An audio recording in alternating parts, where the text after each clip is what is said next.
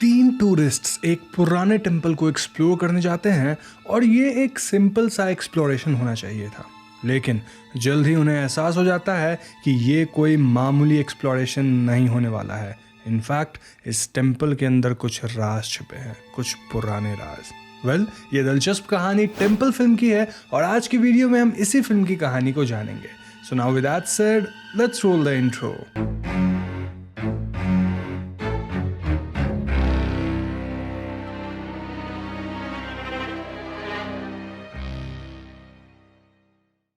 तो मूवी के opening scene में हम तोचिगी प्रीफेक्चुरे नाम की किसी जगह को देखते हैं जो कि जापान में स्थित है। रात का समय था और आसपास पुलिस ऑफिसर्स की एक टोली किसी चीज के सर्च में घूम रही थी एंड सर्च के दौरान उन्हें ग्राउंड पर एक कैमरा और एक बुझा हुआ कैंप फायर मिलता है। इन्हीं ऑफिसर्स में से एक सामने दिख रहे टेम्पल के अंदर चेक करने जाती है, जहां दरवाजा खोलते ही उन्हें अपने सामने जमीन पर एक बुक दिखाई देती है और इस बुक पर कहीं से खून की बूंदें टपक रही थी।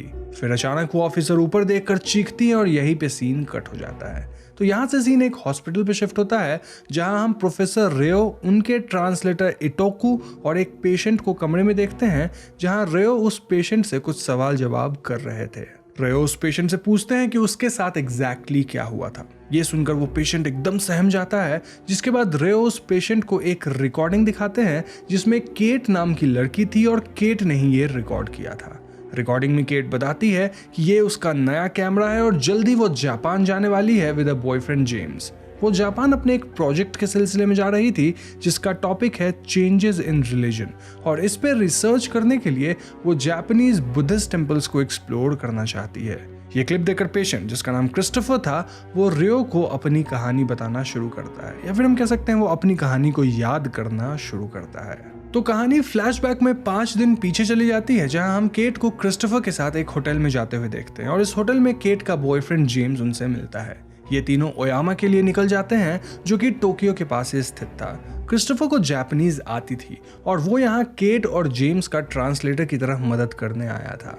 तो ओयामा को एक्सप्लोर करते वक्त वो एक दुकान पर पहुंचते हैं, जहां केट को वही किताब दिखती है जिसे हमने मूवी के ओपनिंग सीन में देखा था। इस किताब में एक टेम्पल का जिक्र था और क्रिस्टोफर का कहना था कि ये किताब दरअसल में किसी का जर्नल लगता है। इस जर्नल में उन्हें एक स्टैचू भी दिखता है जिसके बारे में कुछ स्ट्रेंज बातें मेंशन करी गई थी। केट इस बुक को खरीदने का मन बना लेती है, लेकिन जैसे ही वो इसे शॉप ओनर के पास लेकर जाती है, शॉप ओनर उसके हाथ में ये किताब देखकर चिंतित नजर आती है और वो कहती है कि वो ये किताब नहीं बेच सकती। बुक ओनर उसे वो बुक लेने से मना करने के साथ साथ अचानक उन्हें बोलने लग जाती है कि शॉप के अब क्लोज होने का समय आ गया, तो तुम लोग बाहर निकलो। ना यहाँ क्रिस्टोफर को देखकर हम नोटिस कर पाते हैं कि वो केट को पसंद करता था और वो उसे इम्प्रेस करने के लिए कुछ भी कर सकता था। ऐसे में जब केट उसे कहती है कि उसे वो किताब किसी भी कीमत पर चाहिए, तो क्रिस्टोफर डिसाइड कर लेता है कि वो कैसे भी इस किताब को केट के लिए लेकर आएगा। तो देर रात क्रिस्टोफर उसी शॉप में जाता है, लेकिन यहाँ शॉप के अंदर कोई भी नहीं था।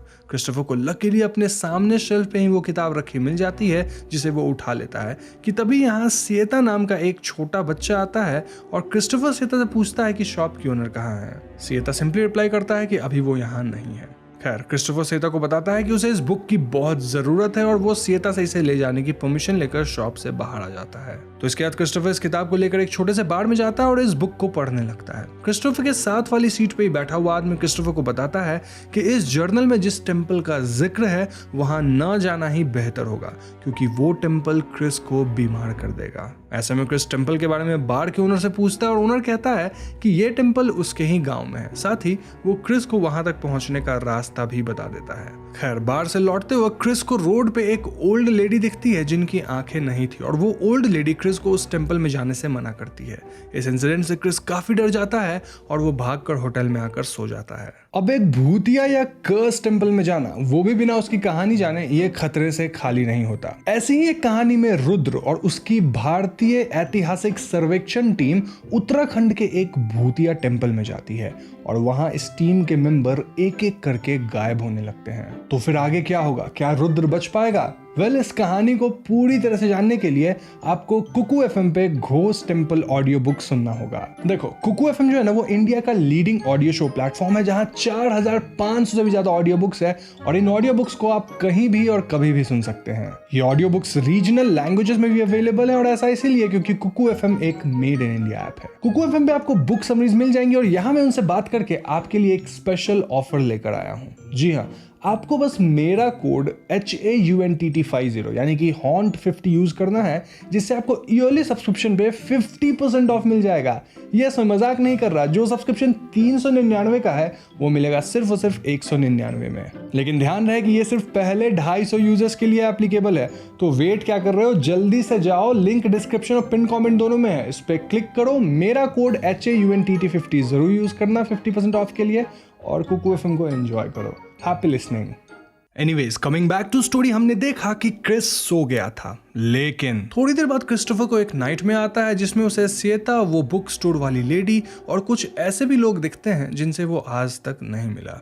खैर, जब उसकी आंख खुलती है तब वो केट को वही बुक लिए हुए देखता है और केट उससे बुक के बारे में पूछती है। क्रिस्टोफर उसे बताता है कि वो स्पेशली उसके लिए ये बुक लेकर आया था, साथ ही वो टेम्पल तक जाने का रास्ता भी पता लगा कर आया है। ये सुनकर केट बहुत खुश हो जाती है और तुरंत अपना बैग पैक करके विलेज की तरफ निकल पड़ती है। नाउ विलेज आकर वो देखते हैं कि यहाँ काफी शांति है और यहाँ के लोग भी उन्हें देखकर काफी डरे हुए से नजर आ रहे थे। अब जैसे ही वो लोग उस विलेज में अपने होटल के पास पहुंचते हैं, तभी उन्हें रास्ते में एक आदमी मिलता है जो उनसे इस विलेज में आने की वजह पूछता है। क्रिस्टोफर उस आदमी को उस टेम्पल के बारे में बताता है और ये बात सुनकर वो आदमी काफी कंसर्न नजर आता है और वो उन लोगों को बताता है कि लगभग 10 साल पहले हितोशी नाम के एक छोटे बच्चे को टेम्पल से इनविटेशन आया था। उस बच्चे को कुछ स्ट्रेंज विजन्स आने लग गए थे, जिसके बाद जब वो बच्चा टेम्पल से वापस आया तो उसकी आंखें उसके हाथ में थी। वो आदमी उन्हें बताता है कि वो टेम्पल शापित है और अगर वो लोग समझदार हैं तो उन्हें वहां नहीं जाना चाहिए। केट और जेम्स इन बातों में विश्वास नहीं करते, इसलिए वो सिंपली से इग्नोर करके होटल चलने के लिए कहते हैं। होटल में आकर सामान वगैरह रखने के बाद केट और जेम्स बाहर वॉक के लिए चले जाते हैं और यहाँ क्रिस्टोफर उसी बुक को पढ़ रहा होता है कि तभी उसे होटल की ओनर एक ड्रिंक के लिए अपने यहाँ इनवाइट करती है। क्रिस्टोफर ओनर के रूम में जाता है जहाँ ड्रिंक करते समय वो लोग टेम्पल के बारे में बात करते हैं। अपनी बात के दौरान वो लेडी भी क्रिस्टोफर को टेम्पल के बारे में वही कहानी सुनाती है जो कि यहाँ आने पर उस आदमी ने उन्हें सुनाया था। वो लेडी क्रिस्टोफर से कहती है कि जब से वापस उस टेम्पल के रास्ते खोल दिए गए हैं तब से ही इस विलेज के लोग डरे हुए रहने लगे हैं और कोई भी वहां जाना नहीं चाहता। वो लेडी यहाँ से कप्स वगैरह लेकर चली जाती है और उनके जाने के बाद क्रिस्टोफर अपने कैमरे से उस कमरे को रिकॉर्ड करने लगता है, लेकिन तभी उसके सामने वही बच्चा सिएता आ जाता है जो कि उस रात उसे शॉप में मिला था।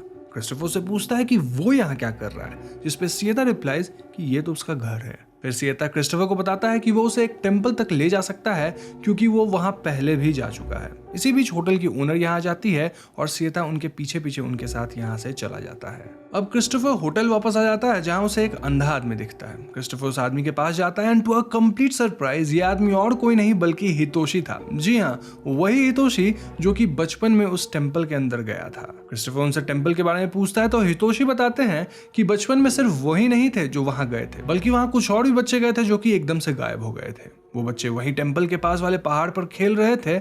इनफैक्ट काफी रात हो चुकी थी और वो सब वापस नहीं आए। नीचे से गांव वाले ऊपर आकर बच्चों को ढूंढने लगे, लेकिन उन्हें वहां टेम्पल में बच्चे तो नहीं मिले, लेकिन एक मंक जरूर मिला। उन सब लोगों ने मंक से बच्चों के बारे में पूछा, तब मंक ने बताया कि उसे नहीं पता कि बच्चे कहाँ हैं और सबको लगने लगा कि मंक झूठ बोल रहा है और इसीलिए सब लोगों ने मिलकर मंक को ही जान से मार दिया था। इस घटना के बाद वो बच्चे फिर कभी नहीं मिले और तब से हर साल गांव के लोग प्रार्थना करते रहते हैं कि वो बच्चे वापस आ जाए, लेकिन वो आज तक वापस नहीं आए। वेल, हितोशी इससे ज्यादा कुछ नहीं बोलते और यहाँ से चले जाते हैं। खैर, होटल वापस आकर क्रिस्टोफर अपने कैमरा की नाइट विजन चेक कर रहा होता है कि तभी उसे अपने रूम के बाहर एक अजीब सी शैडो दिखाई देती है जो कि उसके रूम की तरफ ही बढ़ रही होती है। वो उठकर चेक करता है तो वहां बाहर कोई भी नहीं था। तो अगली सुबह क्रिस्टोफर, केट और जेम्स टेम्पल के लिए पहाड़ के रास्ते चल पड़ते हैं और यहाँ केट और जेम्स क्रिस्टोफर को फॉलो कर रहे थे क्योंकि उन्हें लगता है कि क्रिस को टेम्पल तक जाने का रास्ता पता है, लेकिन दरअसल क्रिस्टोफर तो खुद सिएता को फॉलो कर रहा था। टेम्पल के पास पहुंचने से पहले उन्हें इस एरिया के मेन एंट्रेंस के बाहर एक स्टैचू दिखता है जिसके सामने क्रिस्टोफर सिएता के कहने पर प्रे करने लगता है और जेम्स यहाँ आसपास एक्सप्लोर करने अकेला चला जाता है। थोड़ी देर बाद केट और क्रिस्टोफर जेम्स से मिलते हैं, जहां जेम्स उन्हें टेम्पल के पीछे एक पुरानी खदान दिखाता है। जेम्स यहां अंदर जाना चाहता था, लेकिन केट मना कर देती है, जिससे जेम्स थोड़ा अपसेट हो जाता है। आगे उन्हें वही स्टैचू दिखता है जो कि उन्होंने बुक में देखा था, एंड दिस मीन्स कि वो टेम्पल के आसपास आ गए थे। क्रिस बताता है कि बुक में इस स्टैचू को द लिविंग स्टैचू के नाम से बताया गया है, जो कि इस टेम्पल की रखवाली करती है। कुछ ही समय में वो लोग टेम्पल पहुंच जाते हैं, जहां केट और जेम्स टेम्पल के अंदर चले जाते हैं, लेकिन क्रिस और सिएता टेम्पल के बाहर ही रुकते हैं। सिएता क्रिस को एक बेल खोज कर देता है और बताता है कि अब वो वापस अपने घर जा रहा है। जाने से पहले सिएता क्रिस को वार्न करके जाता है कि रात होने से पहले वो वापस आ जाए, वरना यहाँ कुछ बुरा भी हो सकता है। एंड ठीक इसी समय क्रिस के पीछे हम एक स्ट्रेंज फिगर को नोटिस करते हैं, जो कि नेक्स्ट फ्रेम में ही गायब हो जाती है। खैर, केट और जेम्स टेम्पल से बाहर आ जाते हैं, जिसके बाद क्रिस टेम्पल के अंदर रिकॉर्डिंग करने जाता है और केट बाहर के इलाके में रिकॉर्डिंग करने लगती है। अब यहाँ केट और जेम्स में अनबन हो जाती है, क्योंकि जेम्स के हिसाब से उन्हें अब यहाँ से चल देना चाहिए, लेकिन केट को लगता है कि जेम्स ऐसा इसलिए कह रहा है क्योंकि वो उसके काम में इंटरेस्ट नहीं लेता। जेम्स केट को यहाँ अकेला छोड़ देता है और दूसरे एरिया में घूमने लगता है। नाउ केट को रिकॉर्डिंग करते वक्त ऐसा महसूस होता है एज इफ उसके सामने से कोई गया हो। केट जेम्स को आवाज लगाती है, जिसके बाद वो दोनों यहाँ से चलने का डिसाइड करते हैं और वो क्रिस को लेने जाते हैं। वहीं क्रिस तो टेम्पल के अंदर था, जिसे टेम्पल के फ्लोर में एक क्रैक दिखता है और वो उसके अंदर कुछ हलचल महसूस करता है। तभी अचानक उस क्रैक में से एक हाथ बाहर आता है, जो कि क्रिस को अंदर खींच लेता है। समय रहते केट और जेम्स यहाँ आ जाते हैं और क्रिस को बाहर निकाल लेते हैं, बट अनफॉर्चुनेटली अब क्रिस का पैर टूट चुका था। उन लोगों को अब रात तक यहीं रुकना पड़ता है, क्योंकि अब सुबह होकर ही वो बाहर से नीचे उतरकर हेल्प के लिए जा सकते थे। वो लोग टेम्पल के बाहर एक कैंप फायर जलाते हैं और इसी दौरान जेम्स आग जलाए रखने के लिए और लकड़ियां लेने चला जाता है। यहाँ केट और क्रिस अकेले रह गए थे, जो कि आपस में कुछ बातें कर रहे थे, और इन्हीं बातों से हमें पता चलता है कि एक्चुअली में केट और क्रिस पहले रिलेशनशिप में रह चुके थे और अब केट प्रेग्नेंट थी और ये बच्चा भी उसका और क्रिस का ही था। जी हाँ दोस्तों, केट ये बात अभी तक जेम्स को नहीं बताई थी, बट शी एश्योर्स क्रिस कि वो जेम्स के लौटते ही उसे ये सब बता देगी। तभी अचानक जेम्स यहाँ आ जाता है और केट से पूछता है कि वो उसे क्या बताने वाली थी। केट घबरा जाती है और जेम्स समझ जाता है कि कुछ तो गड़बड़ है। केट और जेम्स टेम्पल के अंदर जाकर बात करते हैं और यहाँ क्रिस बाहर से साफ देख पा रहा था कि वो दोनों अंदर झगड़ रहे थे। थोड़ी देर बाद जेम्स बाहर आता है और क्रिस के सामने खाने का एक बैग और कुछ पानी की बोतल्स रखता हुआ बोलता है कि वो नीचे विलेज जा रहा है और सुबह वो किसी को हेल्प के लिए भेज देगा। ऑब्वियसली इस बिहेवियर से हम भी समझ जाते हैं कि जेम्स को सच पता चल गया है और वो फिलहाल काफी गुस्से में था। केट उसे रोकने की कोशिश करती है, लेकिन वो नहीं सुनता और चला जाता है। अब यहाँ जेम्स के साथ एक अजीब चीज होने लगती है। नो मैटर वो कौन सा रूट ले, वो वापस घूम फिर कर उसी जगह पे बार बार आ रहा था जहाँ पे लिविंग स्टैचू था। वहीं दूसरी तरफ केट कैंप फायर के लिए और लकड़ियां लेने जाती है, जहां उसका टॉर्च जवाब दे देता है और केट डिसअपॉइंटेड होकर रोने लगती है। एंड एज एन ऑडियंस हम केट के ठीक सामने कई छोटे बच्चे के घोस्ट्स को देखते हैं। थोड़ी देर बाद केट वापस आती है और वो क्रिस को टेम्पल के अंदर ले जाती है, जहां वो दोनों सो जाते हैं। Now coming back to James, वो एक और बार उसी लिविंग स्टैचू के पास पहुंच जाता है, लेकिन इस बार वहां वो स्टैचू अपने प्लेटफॉर्म पे नहीं थी। तभी अचानक से उसे उस स्टैचू की तरह ही दिखने वाला एक डीमन सामने खड़ा दिखता है, जो कि उस पर अटैक कर देता है। यहाँ केट और क्रिस को भी उस डीमन की आवाज सुनाई देती है और केट समझ जाती है कि जेम्स किसी मुसीबत में है और केट उसे बचाने पहाड़ की तरफ चली जाती है। क्रिस को भी टेम्पल के बाहर एक अजीब सा आदमी दिखाई देता है, जो कि उसकी तरफ ही बढ़ रहा था। क्रिस टेम्पल के अंदर किसी तरह रेंगते हुए जाता है और अपने आप को टेम्पल में बंद कर लेता है। दूसरी तरफ केट को यहाँ जेम्स की टॉर्च लाइट दिखाई देती है, जिसे फॉलो करते करते वो उसी खदान के पास पहुंच जाती है, जहां अंदर जाने पे उसे स्टेयर्स यानी कि सीढ़ियां दिखाई देती हैं। यहाँ से नीचे जाने पे उसे 2 केव्स मिलती है और वो लेफ्ट वाली केव पे आगे बढ़ने लगती है। आगे बढ़ने पे उसे एक डेड एंड मिलता है और यहाँ हम उसके पीछे वही डिमोनिक फिगर को देखते हैं जिसने जेम्स पे अटैक किया था। कुछ ही दूर पे वो जेम्स को भी खड़ा देखती है, बट अनफॉर्चुनेटली जेम्स की हालत बहुत खराब थी। इनफैक्ट वो पजेस नजर आ रहा था। केट बचकर बाहर भागने की कोशिश करती है, लेकिन यहाँ उसका एग्जिट अपने आप ही ब्लॉक हो गया था, विच मेंट कि अब वो यहाँ से कभी बाहर नहीं निकल पाएगी। दूसरी तरफ क्रिस, जो कि अपने आप को टेम्पल में सेफ समझ रहा था, उसके साथ भी कुछ अजीब होता है। टेम्पल के फ्लोर से कई डिमोनिक बच्चे बाहर आने लगते हैं, जो कि क्रिस के सामने खड़े थे। क्रिस भागने की बहुत कोशिश करता है, लेकिन वो डेमोनिक बच्चे उस पर अटैक कर देते हैं। नाउ यहाँ से कहानी वापस प्रेजेंट में आती है, जहां हमें पता चलता है कि क्रिस ये सभी इंसिडेंट अपने अंदर ही रिकॉल यानी कि याद कर रहा था और रेओ उससे अब भी सवाल जवाब कर रहे थे। रेओ पूछते हैं कि केट के साथ क्या हुआ, जिस पर क्रिस कुछ नहीं बोलता, बस वो इतना कहता है कि सिएता यहाँ क्या कर रहा है। रेओ कहते हैं कि विलेज में कोई भी सिएता नाम का बच्चा है ही नहीं। इसके बाद हम हर उस सीन का एक मोन्टाज देखते हैं जहां क्रिस सिएता से मिला था, और इस बार हम देखते हैं कि दरअसल सिएता किसी और को दिख ही नहीं रहा था। जी हाँ दोस्तों, रियो क्रिस से कहता है कि हमें पता है कि जेम्स को तुम नहीं मारा है।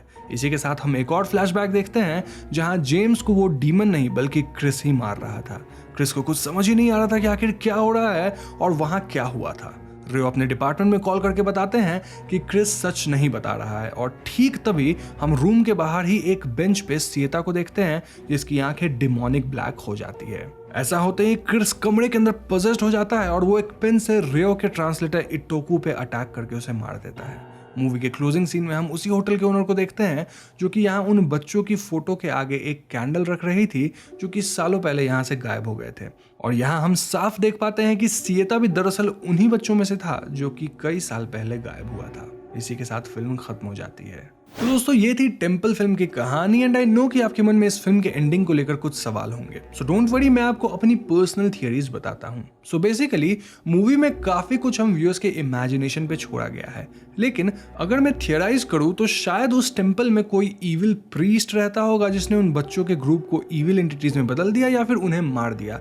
जिसके बाद वो बच्चे और भी लोगों को अपने आर्मी में शामिल करने लग गए। अब यहाँ आर्मी से मेरा मतलब है उन डिमोनिक एंटिटीज का ग्रुप। इसका सबसे सही एग्जांपल है जेम्स, जो कि डीमन के अटैक से मरा नहीं था बल्कि वो खुद भी एक डिमोनिक एंटिटी में बदल गया था। एंड टू सम एक्सटेंट ये भी कहना ठीक ही होगा कि वो किताब कर्स थी।